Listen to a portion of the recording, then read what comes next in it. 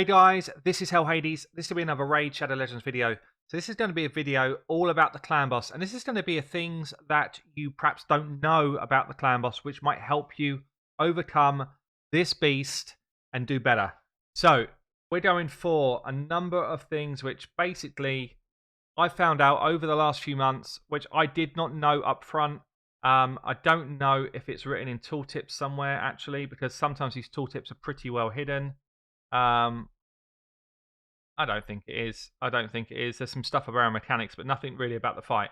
So I'm going to start by showing you something from a video I did quite a long time ago, just to wet the whistle.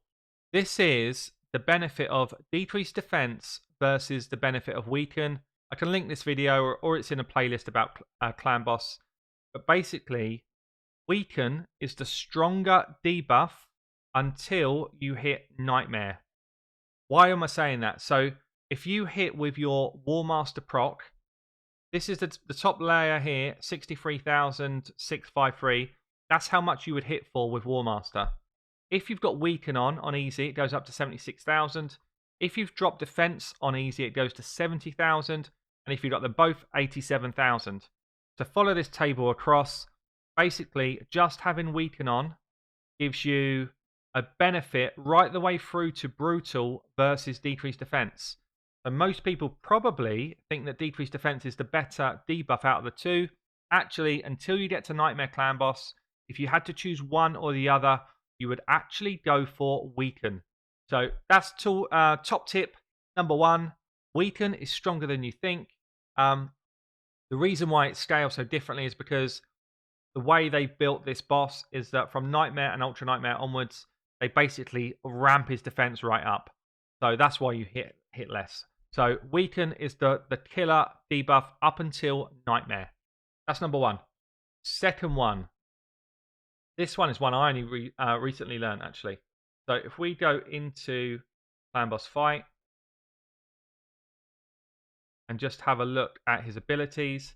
So it's always been there. It's not like you were not able to see it, but the clan boss's A3, which is his stun, his slam mechanic.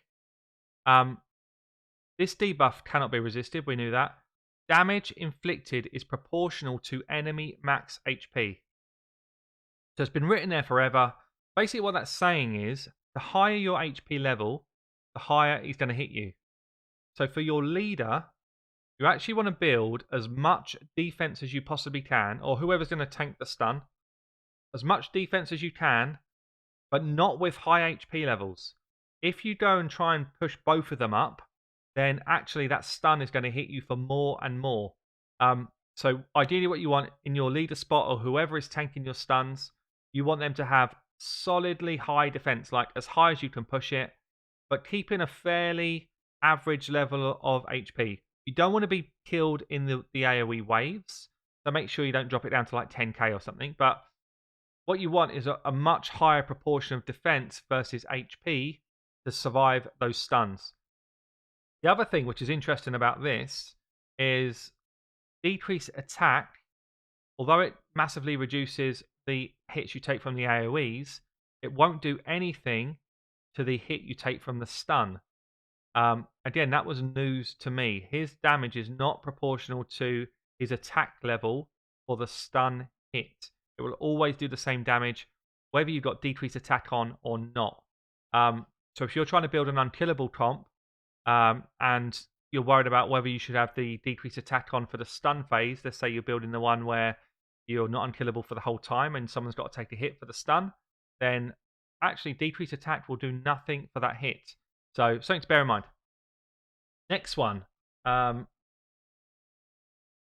one we're going to go on to is enrage counter. Again, it's all written here, guys. We probably just don't read it enough. So starting from the 10th turn, the damage he inflicts per turn starts to ramp up. From the 20th turn, the damage increases by a greater amount. That's when you start to get into your threat position. And to be quite honest, it feels like every 10th turn, it scales again. Starting from the 50th turn, all damage will ignore block damage and unkillable. Knew that. Next thing I want to go through then, out of this, is threat order. So what do I mean by that? I'll show me how to use that just to go into this screen. Anyway, threat order. So basically, this is the same for 3 different areas of Clan Boss. It's the same. The same concept applies for where the Clan Boss is going to target, who's going to counter attack first, and who's going to ally attack first. All of these things sit by your position in this grid. So let's start with the Clan Boss targeting you with the stun. If everything is equal, everyone's got the same HP level, it's the same affinity, there's no kind of negative affinity things to worry about, and everyone's got the same buffs on, the Clan Boss will always target the first position in your grid, which is your leader. If you were on a negative affinity, let's say it's a force affinity, so he's got a high threat against blue targets, but a weak threat against green targets. Let's say you've framed it up this way. So your leader was a green, therefore the threat level swaps and it goes to the next negative affinity person. If everything else is equal, buffs, HP level, the Clan Boss will then target position 2 on your grid.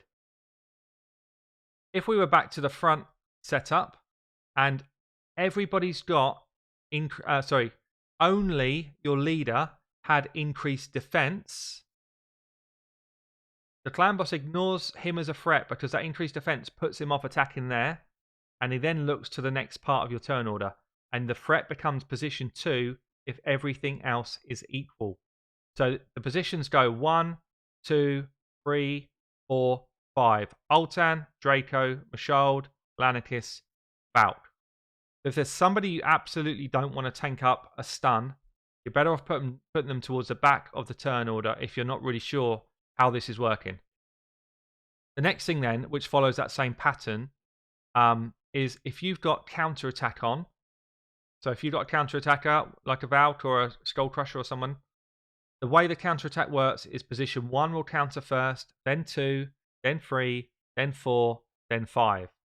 Why is that important? So if you've got someone who you want to land your decrease attack as your most important debuff, then you want them as far up the turn order as possible.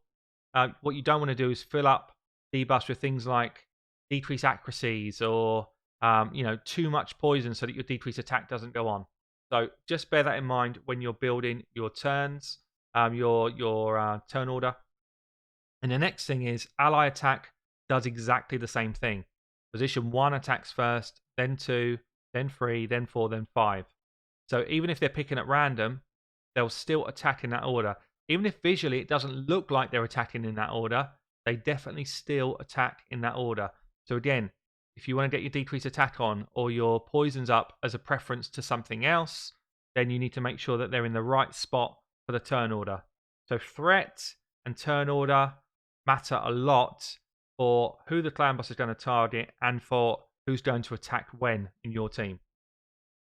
Okay, just a small one, I guess.